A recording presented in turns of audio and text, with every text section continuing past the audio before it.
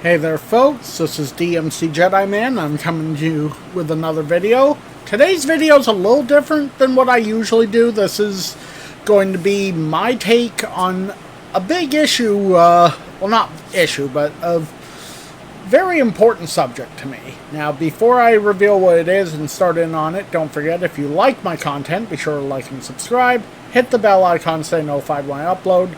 Check out my gaming channel sometime if you like video game Let's Plays, and feel free to follow DMC Jedi Man's Den on social media. I'm currently on Facebook, Twitter, Discord, and Blue Sky. Links, as always, will be in the description below. So today, I thought I'd take some time to talk about physical media, and the importance of it, and why physical media, even here in the year 2026, is still very important and shouldn't be forgotten and abandoned. Now, there's a multitude of reasons. I will mention a couple pros for, digital versions as well, but it's mainly going to be focused on physical. And to help illustrate it, I have a ton of physical media items here. So, first off, I'm going to talk about how impressive a physical media collection looks on a shelf. I mean, you can kind of see behind me, I've got a shelf of video games. Now, there's a lot of games on the shelf, organized by Xbox One, Xbox 360, PlayStation, PS3, PS2, and GameCube, with some old NES, Super NES, and Nintendo 64 games sprinkled throughout. Now, that's not all my games there. I mean, I have, a Disney afternoon, I'm pointing at my... Well, technically I got a couple Disney afternoon games. One's in my room, the other one's right here. I've got some Back to the Future games, some Indiana Jones ones, Ghostbusters, and of course all my Star Wars ones and Dragon Ball Z ones, which are all, on shelves where they tie into what's being displayed there. But as you can see, a physical media shelf can look fairly impressive. You can always, put things on it that kind of go with what's being displayed. Like, as you maybe can tell, most of what's on the physical media shelf for my video games is little video game knickknacks. Things like, a Sonic Racers car, the Lego minifig of Sonic from Lego Dimensions, Mario popping out of a pipe, I've got a Claptrap figure down there, a Magic Mushroom, a little mini Pac-Man arcade, it just looks cool. And you can do that for any physical media collection you got. You collect horror movies, you can set up horror figures, or stuff like that, on a shelf. Like, you can have a replica of Freddy Krueger's glove in front of your Nightmare on Elm Street collection. You can have, Christine in front of your Stephen King collection. There's so much that you can do. For my Star Wars shelf, I mainly have Black Series figures and a few other really cool things I can't help but display, And of course, on top of my Star Wars shelf is my Lego Super Star Destroyer, from the Ultimate Collector's series, because that thing's impressive and I want to display it in the best possible spot. In front of my, on my Dragon Ball Z and anime shelf, I've got different DBZ and My Hero Academia figures. I've got, obviously on my Ghostbusters and Back to the Future shelf, I have a ton of Ghostbusters and Back to the Future items. I have a lot of Marvel and superhero stuff on my Marvel shelf. I've tried to keep, some horror things on the horror shelf. Like, it looks cool. That is, that, I guess, is thing number one. Thing number two, you can get some really cool packaging. Now, I didn't actually pull this down because I didn't really think of it, since I don't have the movies that came with it, but my Nakatomi Plaza on the top of my game shelf, that is from a DVD or Blu-ray set of Die Hard. Now, I actually got the Plaza from my friend Pat, who he either owns still or owned the rest of the set, but he did sell me Nakatomi because he knew that I really wanted it. That is a cool packaging. Of few other really cool packaging examples I'll show off here. You can get Blu-rays in steelbook format. Now these are made of metal. You know, this one here is The Fog, which is released by Shout Factory. You open it up, you have, you know, your discs inside. You know, and usually a steelbook will have alternate art. Like, you know, this is badass art. Another steelbook in my collection that I can show off is this special Sonic the Hedgehog 2 steelbook. I don't remember for sure. Might have been a Best Buy exclusive version, but as you can tell, the cover is made to look like the old Sonic the Hedgehog 2 video game art. You know, it's really cool, which is why that's the version I have for this movie. Also, great movie. If you've not seen any of the Sonic movies, they are awesome. Another cool, I think this one's a DVD. This is Evil Dead. You know, this is the Book of the Dead edition. It has, you know, replica pages, you know, from the Necronomicon, you know, booklet, and then at the back, it has your disc. You know, but the packaging itself is made to look like the cover of the Book of the Dead. It's squishy, you know. Mine's in decent shape. Like, some of these I hear people talk about, they're crumbling apart. Unfortunately, mine does not make any sound anymore. I don't know that it ever... Well, I'm sure it did once upon a time, but unfortunately for me, since I've owned it, you know, there's been no sound coming out of it. I don't know if they made a version without it. Another cool packaging we have here is Ninja Turtle Shredder's Revenge. Now, this is a video game, of course. This, I think I got the entire game through limited run, so I think this version came with this. But, you know, this box is clearly meant to invoke the old VHS tapes, you know. Even the LRG there is meant to be like FHE, I think, was the studio that put out the Turtle tapes. But, you know, you open up, you pull this out, and you've got, you know, a little thing that looks like a tape.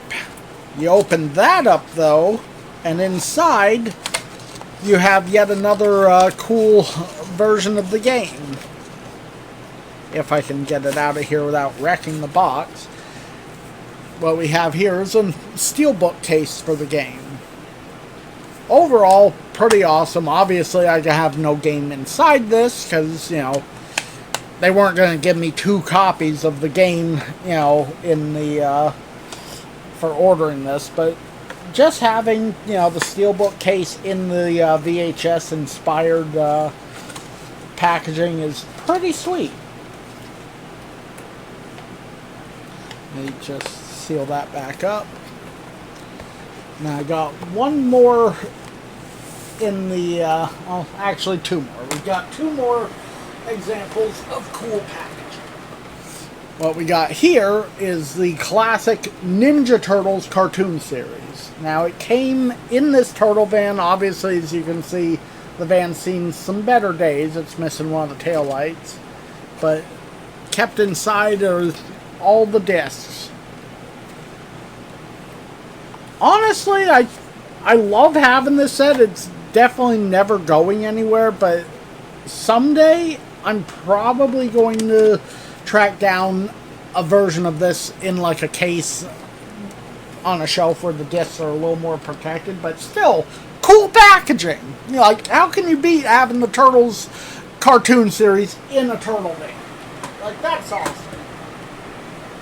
And then we'll round out the awesome packaging with the Time Life Real Ghostbusters Firehouse box. Now, this is cool. As you can see, it has a little lenticular thing on the side showing the Moogly sawing at the thing. On the back, it's got a lenticular Slimer that changes expression.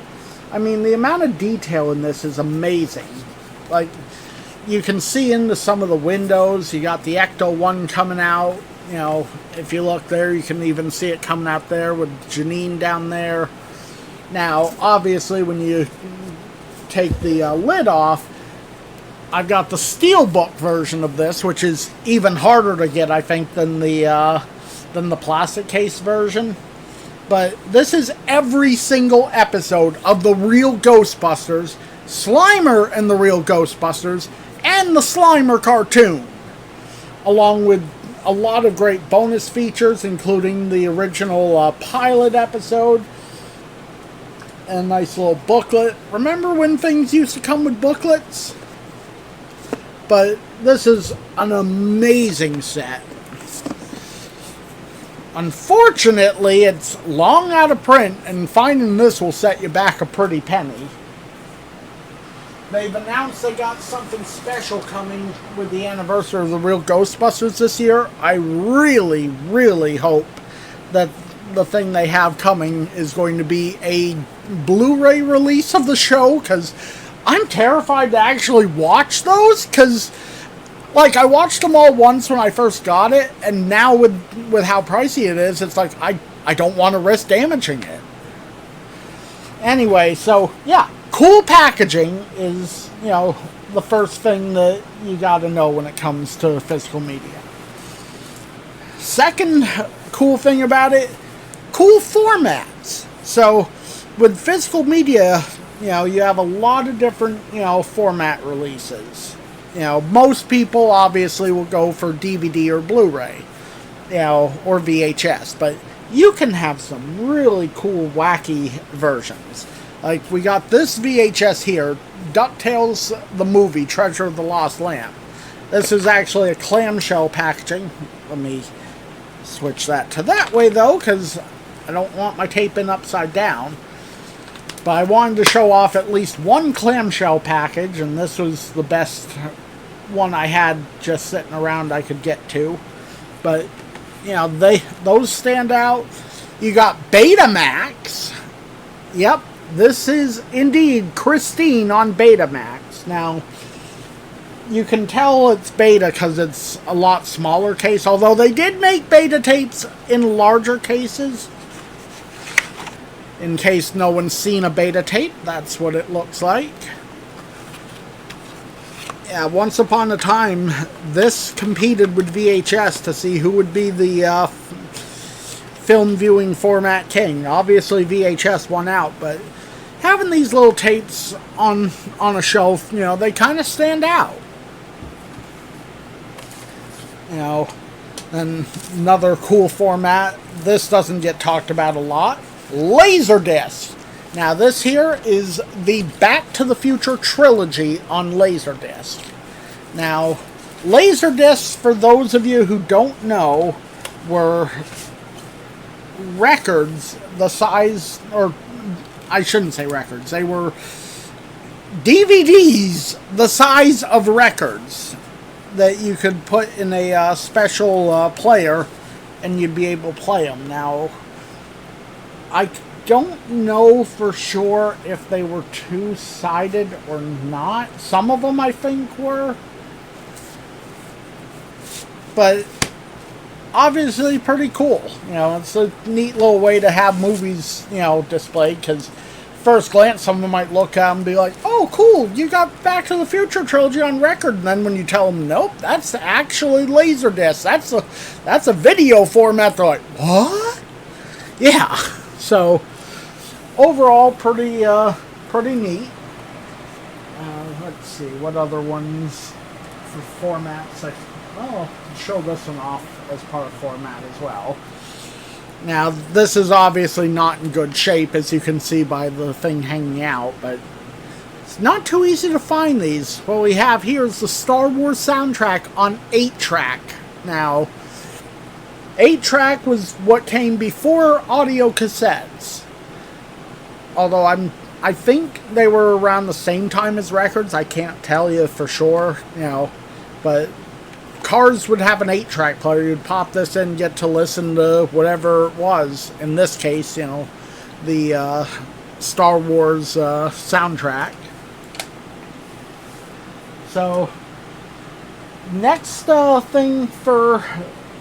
I guess we'll show these off. Now, I guess these kind of fit in the format thing. So, speaking of cassette tapes, couple interesting ones here. We have the Ninja Turtles Coming Out of Their Shells tour, as well as the Power Rangers Adventure audio cassette on Fins and Needles, with my buddy the Green Ranger on the front. You know, one of the neat things about a lot of tapes is you'd open up the... Hold on. Don't want that stuff falling. Open them up and you'd have, you know, a neat little booklet. Usually the lyrics would be, you know, printed on there. I don't know that I've actually ever listened to the Coming Out of Their Shells tour. I may have to do that at some point.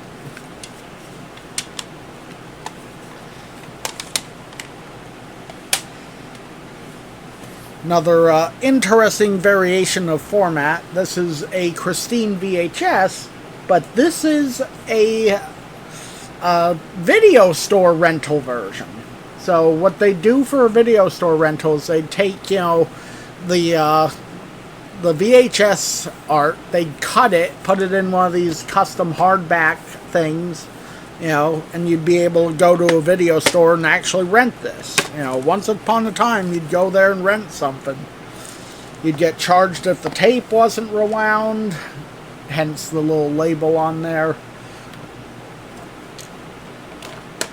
You know, obviously video stores are kind of gone now, so having some of these that have, you know, survived, stood the test of time is pretty nice.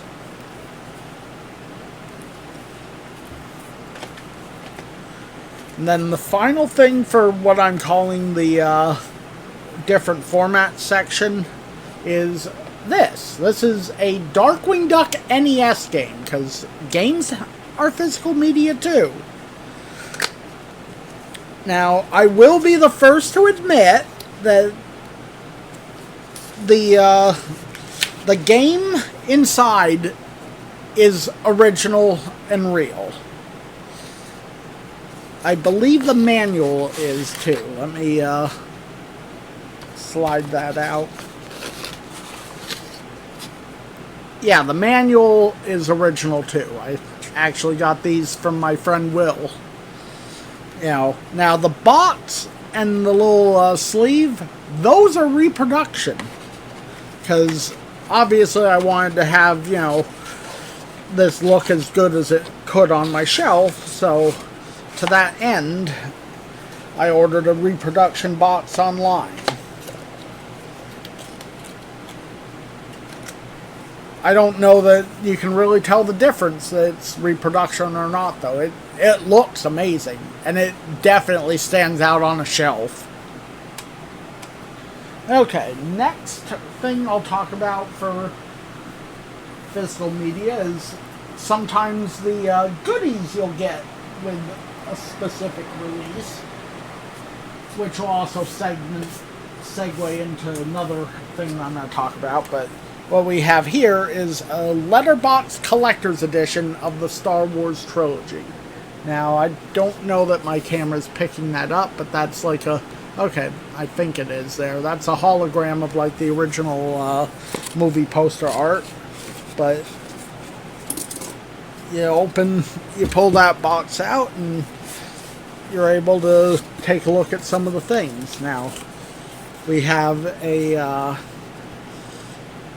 little thing there. I'm not sure what you'd call that. A little advert, maybe. Then you obviously have this abridged version of a book called George Lucas, The Creative Impulse. And you have your 4 movies that are in the box here.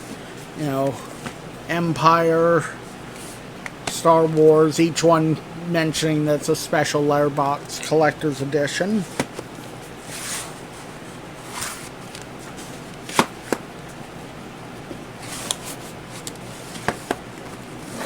Return of the Jedi, and from Star Wars to Jedi, Making of a Saga.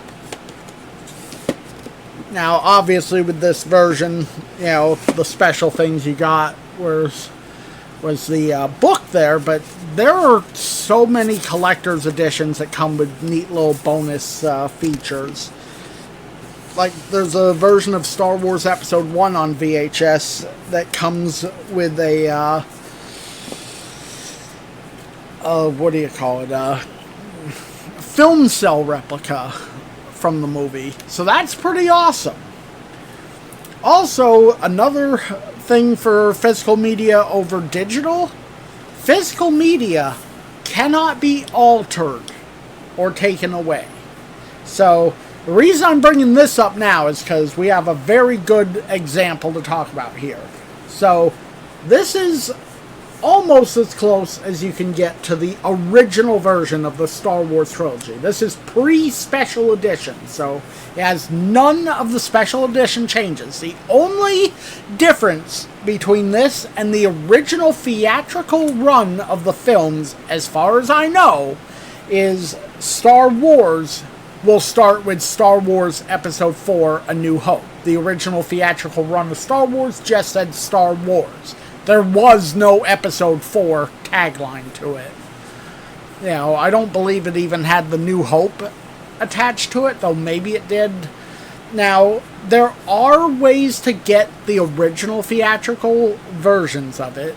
Back in 2007, they actually did a DVD release where a bonus disc was included with each film that had the original versions. I actually have those, but I would have had to move too many things to pull them down off the shelf. But that's the thing, though. When it comes to physical media, especially you get an early release, you're almost guaranteed the original version of the film. Because Star Wars, as an example, obviously in '97, the special editions came out, which had some changes that were good, you know, and some changes that were awful. Some of the good changes included things like opening up the vistas in Cloud City so it didn't feel so claustrophobic, expanded Wampa attack, you know, but then you had the bad, you know, things like the whole Greedo shooting first debacle. It's like, Han shot first, damn it. And they have continued to tweak that scene throughout history. Like the most recent version of the film, the version that's on Disney Plus, don't ask me why the hell Disney decided to do it, but they've added a new change to the Han Greedo shootout, where now right before the shootout, Greedo will go, McClunky! Who the hell wanted that? Nobody. That's who. Nobody wanted that. You know, when the DVDs came out in 2004, I think it was, they had extra scenes in them. Some that were good, like Ian McDiarmid being filmed for a new Emperor scene.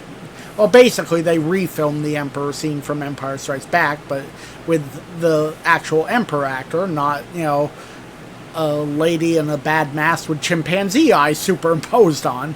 But then they also did dumb things, like making Hayden Christensen Anakin's ghost, claiming, oh, well, Anakin Skywalker, you know, died when he became Darth Vader. It's like, well, if that's the case, then he couldn't have ever been redeemed, because you don't come back to life. It's like, what are you thinking? You know, the Blu-rays, when they came out, added more changes, you know, some of which are inoffensive, you know, like blinking eye with eyelids on Ewoks, but others make no sense. Like they changed the rocks around where R2 hides from the Sand People, and they've done it in such a way that it doesn't make sense that he could get in there. It's like, stop messing with the movies! You know, another good example of things is obviously in today's, you know, PC climate, if something has something that's deemed slightly offensive, sometimes that's removed. So you might have, you know, a scene removed, or sometimes even a movie itself is kind of axed. Like, good luck finding Song of the South anywhere except, you know, the original VHS releases, because they have not released that on DVD or Blu-ray because it's too offensive. So that's the other thing. Sometimes streaming doesn't have what you want. Or sometimes streaming will take something off, and if you don't have it physically, then you're either forced to find another streaming place, or you're forced to actually get it physically or not see it. Like, the world's computers could crash tomorrow. I'd still be able to watch Star Wars. I'd still be able to watch Back to the Future, Ghostbusters, Power Rangers. I'd be able to watch all that stuff because I still own it physically. The only way it's being taken from me is if someone busts down my door and takes it out of my cold, dead hands. Anyway, back to cool things. So, another neat thing about physical media is you can collect different versions. Like what we have here is possibly a bootleg, I'm not sure, but it's a Chinese bootleg, if it is, of Star Wars Episode 1. It's got, the poster art, but, a lot of the words are written in what I think is Chinese. I don't know. I can't read the language there, so please don't hate me.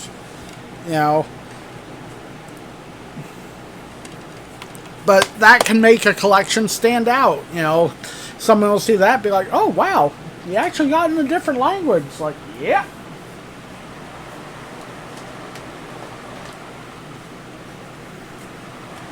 What next? I think these ones next. So another good thing about physical media is the nostalgia of it. Things that you grew up with could take you back to a place and time. Like this NES copy of Back to the Future Part 2 and 3. I'm always remembering that my grandma Lund, bought this for me, back in the early 90s. I grew up with this game, which is why, even though I know it's not a very good game, I actually have a lot of fondness for it. Same thing with Link to the Past. My favorite Zelda game of all time.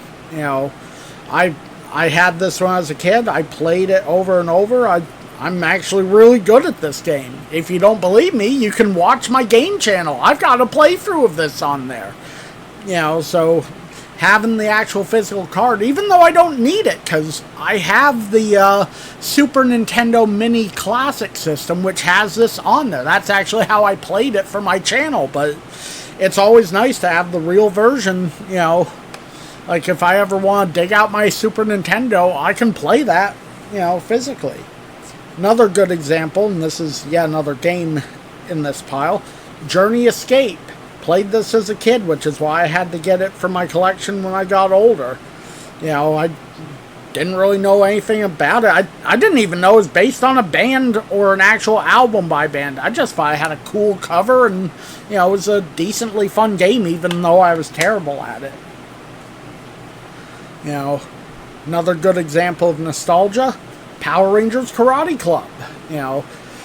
This is the late, great Jason David Frank teaching karate. Had cool imagery of the green and white ranger on it.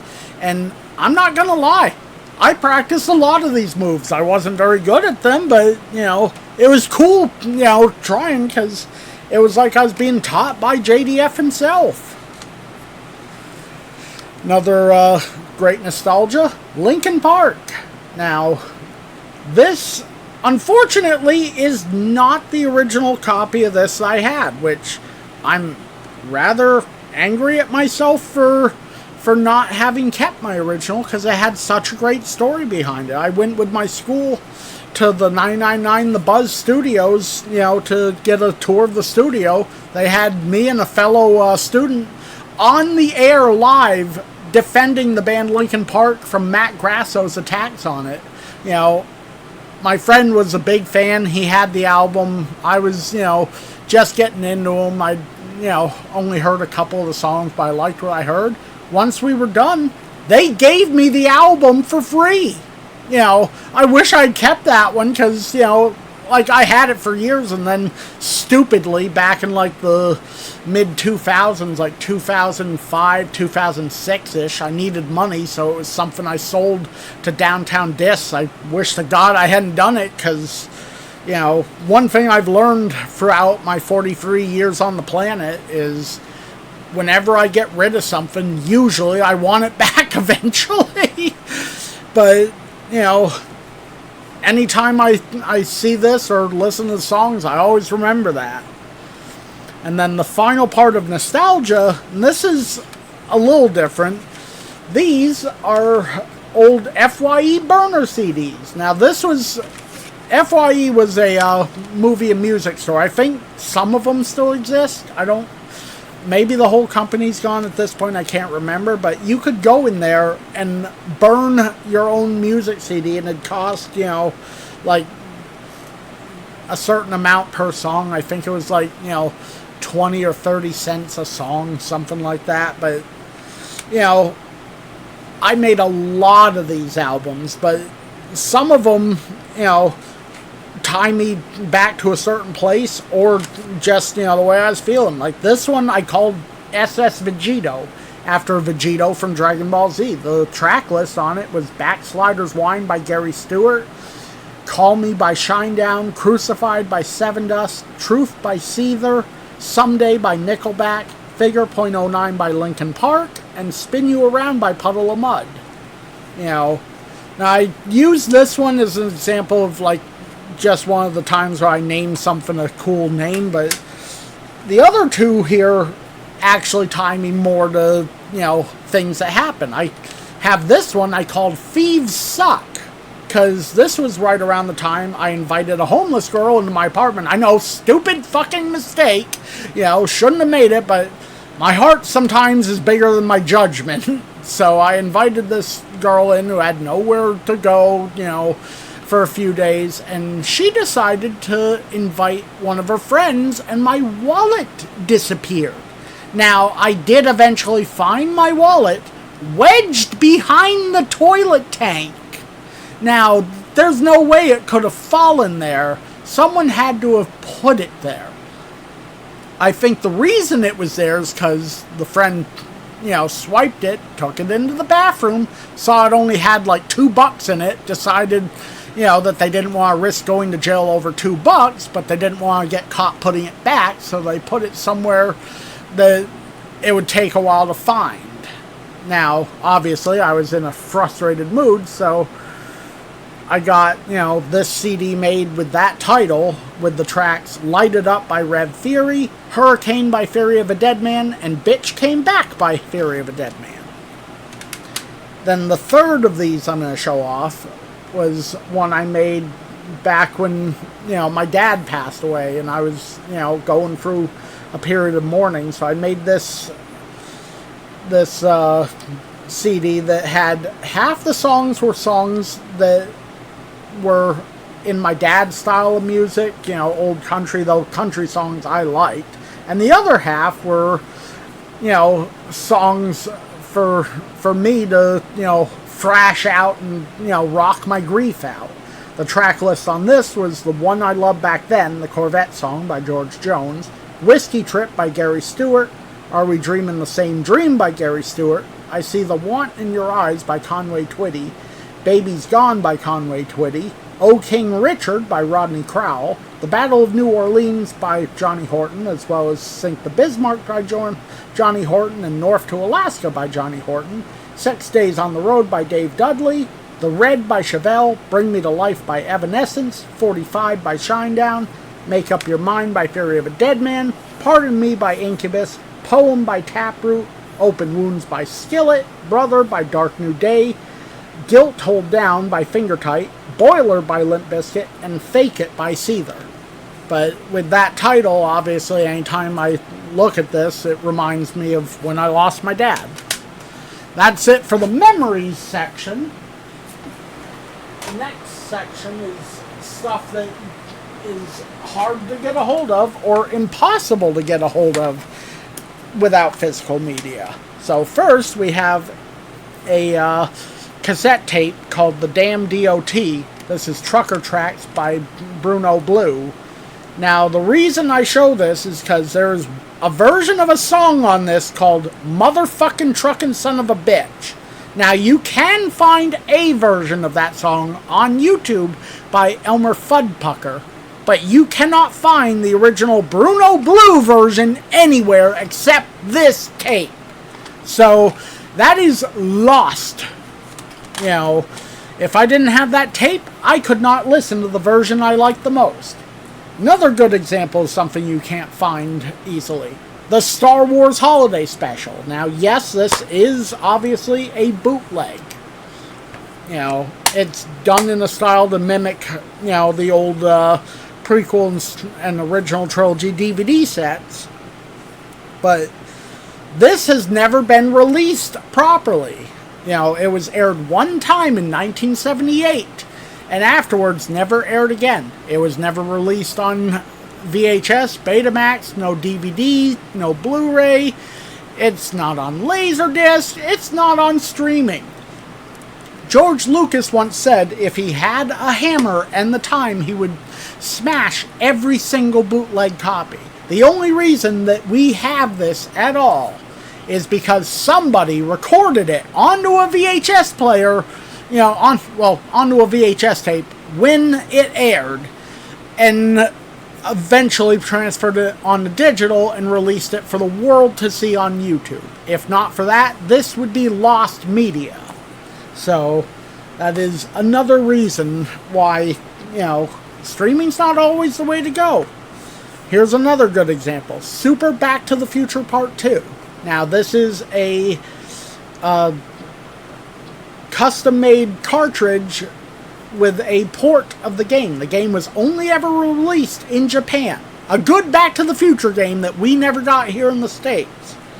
You know, I don't know that it's on any of the official stores. Like, I don't think you can go on the Nintendo store and download this to play on your Switch. I'm pretty sure the only way you can get this is either emulator or the physical copy that someone might, you know, might sell online.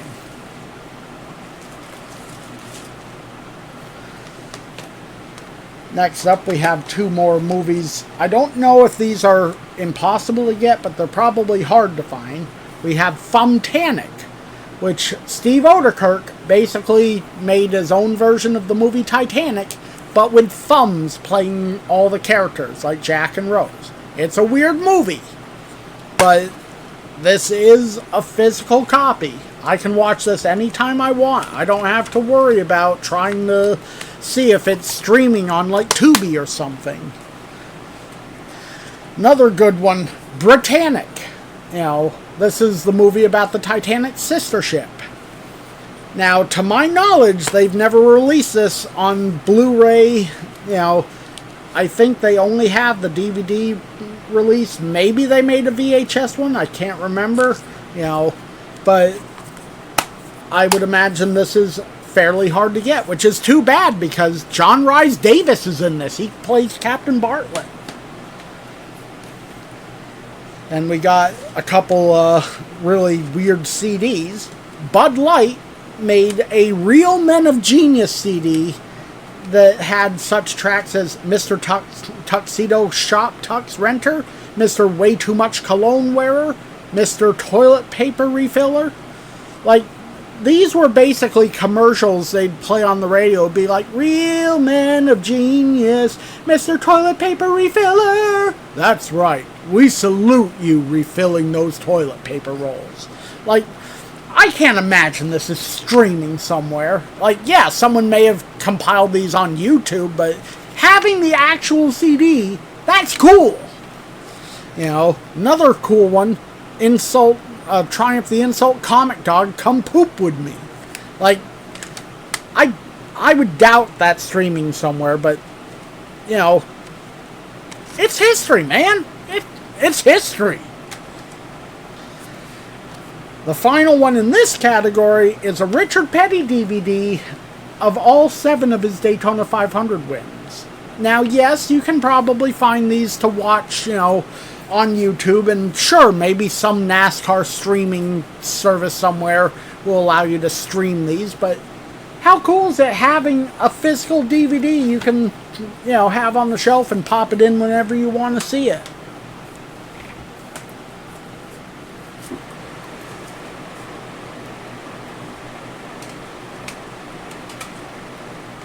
we're getting down to the nitty-gritty here.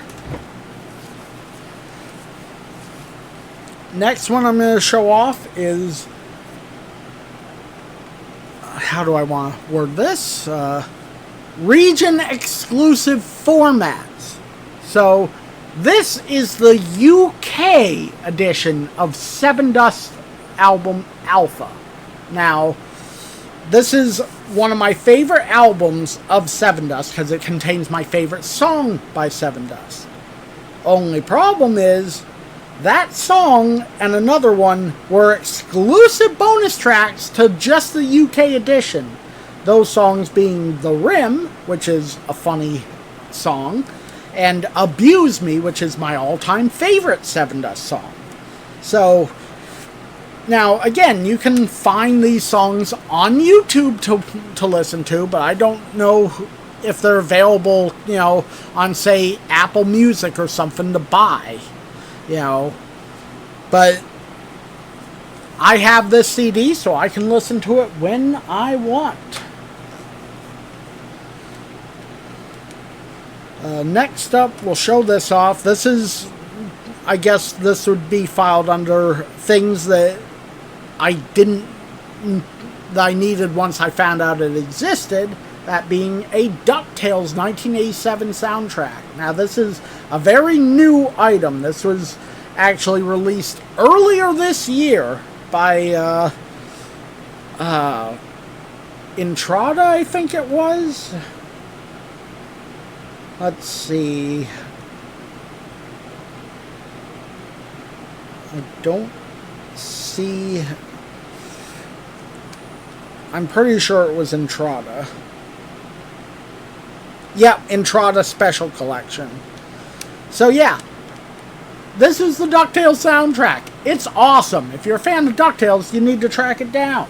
But that's something, once I found out that it was coming out, I had to get it, because that's cool. Next up, we'll show these off. Now, these are two different examples of promotional versions. Now, sometimes something will get a promotional release before it gets its official one. What we have here is a full-length screener of Darkwing Duck, His Favorite Adventures. Now, I believe this is the Darkly Dawns the Duck. Yeah, that's what it says there. It's basically the how Darkwing met Goslin and Launchpad and fought Taurus Bulba.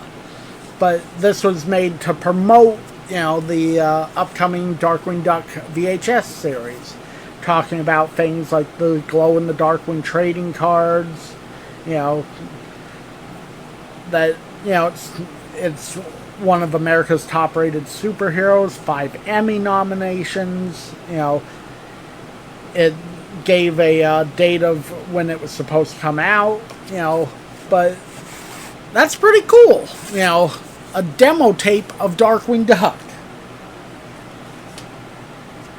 And then we have this, which is not for rental or resale, for promotional use only, copy of Ghostbusters 2. Now you can see it has that stamped at the top there. It also has it stamped on the side. Might have it stamped on the tape too. Yeah. So this was sent out to people, you know, to promote probably the film's upcoming VHS release. So having this version in my collection, like, obviously I've got a lot of versions of these movies. Like Ghostbusters 2, I probably have about 10 to 12 different versions on different formats. I mean, I've got multiple VHS releases, I've got multiple DVD releases, Blu-ray releases, 4K releases. You know, I don't have it on Laserdisc yet, but one day I will. You know, but it's just so cool having them all lined up on the shelf. Alright.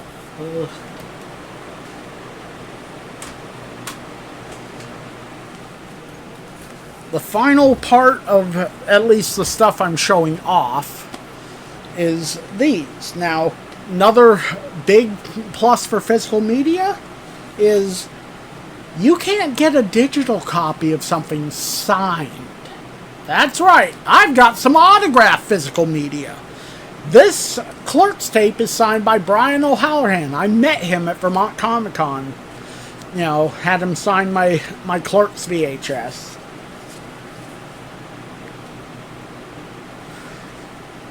I wish I'd remembered to look up who this was. I'll probably put this in text on screen who it is, but the guy who played Mr. Seven in the One Piece movie signed my One Piece DVD.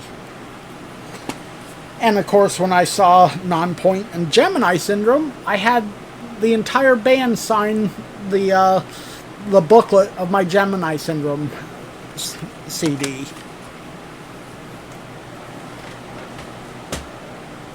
So there's pretty much it for things I was going to show off. Aside from this is one thing that is a little disappointing for some physical media. Not a lot of it, thank God, but video game physical media, at least with versions of the game that are on disc, are a little harder to sometimes justify. Because I hold in my hands here the Ubisoft Xbox One version of The Crew, or, as you could refer to it, a paperweight, because that's all this is now, is a paperweight.